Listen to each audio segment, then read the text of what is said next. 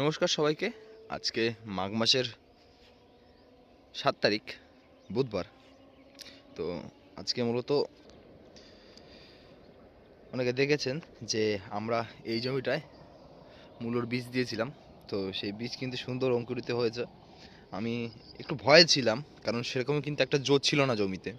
তারপরেও কিন্তু সুন্দর বীজ বেরিয়েছে, সুন্দর। আপনাদের যদি একটু দেখাই, মানে সব দিকেই সুন্দর বীজ বেরিয়েছে। এই যে দেখতে পাচ্ছ, এগুলো সবই মূলোর বীজ, সুন্দর অঙ্কুরিত হয়েছে। আর এই যে যে হলুদ হলুদ হলুদ হলুদ এই যে দেখতে পাচ্ছ, এই একটা, ওই পাশে একটা, এগুলো কিন্তু মূলত অঙ্কুরিত হচ্ছে, এখনও অঙ্কুরিত হচ্ছে। তো খুব সুন্দর বেরিয়েছে, যেহেতু শুকনাচো ছিল তারপরেও কিন্তু খুব সুন্দর বেরিয়েছে। তো এই মূলোটা কিন্তু এই মাঘ মাসে লোকে মূলো খায় না, আর এই মাঘ মাসে কিন্তু মূলোটা রেডি করতে হবে। আর সামনে কিন্তু ফাল্গুন মাসে কিন্তু বেচবো, আর সেই সময় কিন্তু বাজার মূল্যটা খুব ভালো থাকে। আমি দেখেছি, তো আমার এটা প্রথমবার ট্রাই করা যে এই সময় মূলোর রেট বা মূলো কীরকম বিক্রি কি হয় কি না হয়। তো আজকে কিন্তু প্রচুর পরিমাণে কুয়াশা পড়েছে, দেখতে পাচ্ছেন চারিদিক পুরো ঢেকে গেছে। মানে এইখান থেকে আমার ফুলের জমিটা ঠিকমতো দেখা যাচ্ছে না, দেখতে পাচ্ছেন পুরো কুয়াশা ঢেকে গেছে। আর এইটা প্রায় 10 কাঠা মতো লাগানো আছে, আর সব দিকে কিন্তু মানে সুন্দর বীজ বেরিয়েছে। তো এটা এক সপ্তাহ যেতে দেবো, কোনো রকম এক থেকে দু পাতা বেরোলে কিন্তু আমি কিন্তু জল দিয়ে সার দিয়ে দেবো। তো সেটাও মূলত আপনাদের দেখাবো। আর একটু ফুলের জমিটার দিকে যদি দেখাই তোমাদের, আজকে প্রচণ্ড পরিমাণে কুয়াশা পড়েছে। আগের দিনের পরিমাণটা একটু কম ছিল, তো আগের দিন কিন্তু দাগের ওষুধ দিইনি। আজকে কিন্তু দাগের ওষুধ দিতে হবে, নাহলে এরকম কুয়াশার কারণে কিন্তু দাগ হয়ে যাবে। যাই হোক, সমস্যা একদিকে হয় না, কারণ একটু পরেই কিন্তু রোদ উঠে যাবে, কুয়াশার যে জলটা থাকে গাছে মূলত সেটা কিন্তু শুকিয়ে যায়। আর আমরা কিন্তু ফুল তোলার পরে কিন্তু আমাদের গাছ বাঁধিনি। আর দেখতে পাচ্ছ গাছে ফুলের পরিমাণে কিন্তু গাছ পুরো ঝুঁকে ঝুঁকে গেছে, আর ফুল কিন্তু কিছু রেডি হয়ে গেছে। আগামীকাল মূলত সরস্বতী পুজো, মানে একদিন বাকি আছে। যাই হোক,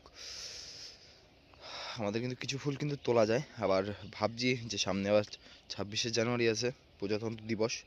তো সেদিন কি কিছু তুলবো কি না সেটাই ভাবছি, মানে কবে কি তুলবো কি না। এই 26 তারিখের পর কিন্তু বাজারটা কিন্তু পড়ে যাবে। আর এদিকে কিন্তু দেখতে পাচ্ছ ফুল কিন্তু, এই ফুলগুলো কিন্তু ম্যাচুরেট হয়ে গেছে। এই যে নিচের এই ফুলগুলো সব এরকম, এই যে এই ফুলগুলো ম্যাচুরেট হয়ে গেছে, হয়তো আরেকটু কিছু ফুটবে, কিন্তু এখনই কিন্তু তোলা যায়, দেখতে পাচ্ছ। আর দামও কিন্তু ভালো আছে, যেহেতু আমরা মালা করি। আমাদের এখানে প্রায় 450 টাকা 500 টাকা কিন্তু কুড়ি আছে, কুড়ি প্রতি। আর এই যে দেখতে পাচ্ছ গাছ কিন্তু এই যে সব এরকম এরকম সব ফুলের বাড়ি কিন্তু ভারে কিন্তু ভেঙে গেছে সব, দেখতে পাচ্ছ। আর প্রচণ্ড পরিমাণে ফুল জমিতে। আর এই চারাটা আমি সামনের বছর সবাইকে দেব। কেউ যদি নিতে চান তো অবশ্যই আমার সাথে যোগাযোগ করবেন। দেখতেই পাচ্ছেন এত পরিমাণে ফুল। আর আমি কিন্তু বলেছিলাম যে আপনারা প্রথমে আগে গাছটা রেডি করবেন, তারপরে ফুল নিয়ে আপনাদের ভাবা লাগবে না। এই যে দেখতে পাচ্ছেন এত পরিমাণে ফুল, তারপরে এই যে দেখতে পাচ্ছেন কড়ি, মানে পরপর পরপর সব কিন্তু রেডি। মানে এই যে এইগুলো, এই যে ধরুন এটা এটা তুললাম, এই ফুলটা ম্যাচের ফুলটা তুললাম, তারপরে কিন্তু এটা রেডি, তারপরে আবার এটা রেডি, তারপরে আবার এটা রেডি, তারপরে এরকম আবার রেডি, আবার এরকম রেডি, তারপরে তো এই কড়িগুলো তো আছেই মোটামুটি। তো মানে এখন একটা না মোটামুটি ফুল থাকবে।